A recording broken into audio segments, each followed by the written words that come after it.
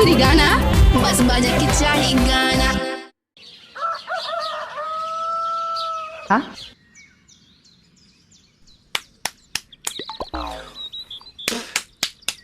Royal DJ Ashok Raj का कहीं रे मने नहीं खेलागत। मन में ता हो दिल बा, ओकरा से मिलला बड़ी दिन हो गइल बा। तेतला थे हो ओकरे से ओ तला थे तेतला थे थाप थाप बतावन ना मल दे आ था बुद्ध दैनी ये दो बात तो ही का हमारे भी दो दाल बा मिलवा दे मिलाऊ ना आवा थू ना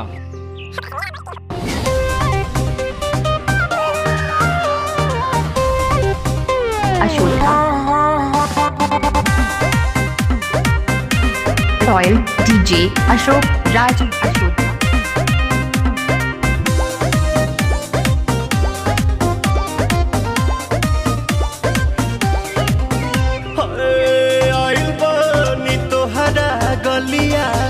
केने बाड़ू हमार ललिया और देखो ना यारावा के पैसन भइल बा हलिया बढ़ता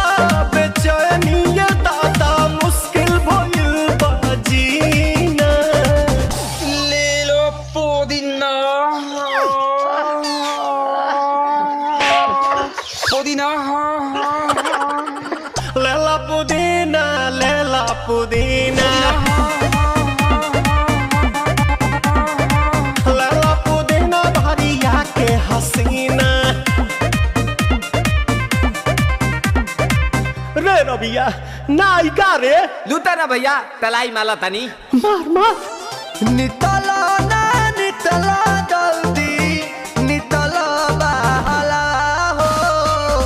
नितला ना नितला जल्दी नितला बहला हो मिले थाती आइल तोहर दाँव के लाभला हो मिले थाती आइल तोहर साथी royal DJ Ashok Raj Ashoka royal DJ Ashok Raj Ashoka royal DJ Ashok Raj ना तो हम देई देम एही जे परनामा हो बेची बेची गावतानी गंगवाए में। 1 मिनट भाभी आती हूँ। Royal DJ Ashok Raj Ashoka royal DJ Ashok Raj Ashoka royal काहे लायल बड़ा मिले हो भीतर से मन हो डीजे अशोक राज अशोका काहे लायल बड़ा मिले हो भीतर से मन हमर हिले हो पाका रही पाका दुख बड़ी होई मोरी मैया जाए निरदैया आज है भैया जाए निरदैया आज है भैया जाए निरदैया हम ना जाए। अच्छा लो DJ Ashok Raj Ashoka royal DJ Ashok Raj Ashoka royal DJ Ashok Raj Ashoka